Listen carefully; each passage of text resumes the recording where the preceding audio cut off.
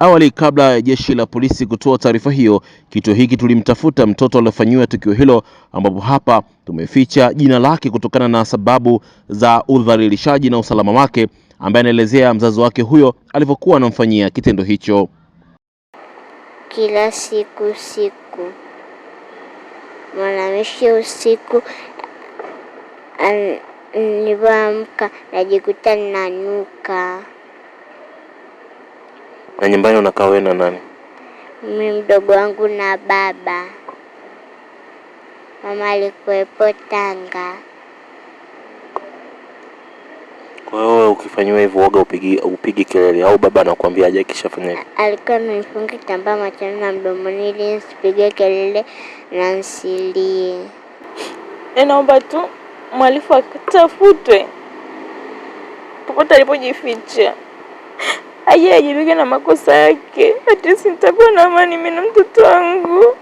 Mama mzazi wa mtoto huyo ambaye pia tumeficha jina lake kutokana na sababu za kiusalama, akiongea kwa huzuni, anaelezea masikitiko yake juu ya tukio hilo. Nilikuwa talaka pale Bakwata, akasema kwamba anawataka watoto wake. Maana vitu vyote tulivyochuma mimi na yeye alikataa kunipa, akaniambia sihusiki na chochote. Basi Bakwata alivyosema kwamba huyu hahusiki na chochote, akasema basi watoto mpe pia na watoto wake.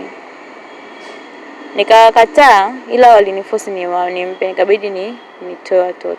Rafiki yangu akanieleza kila kitu kwamba mtoto tumemkagua, mtoto kaingiliwa kinyume na maumbile, afya na mbele pia kafanyaje, karibiwa.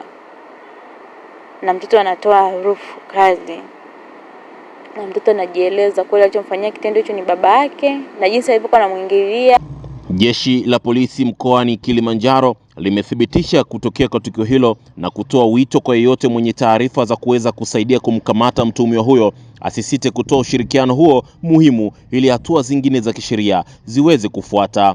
Linathibitisha kutokea tukio hilo la baba kumlawiti mtoto wake, na tunaendeleza msako kwa huyu mtu ambaye anafahamika kwa majina ya Athumani Ali.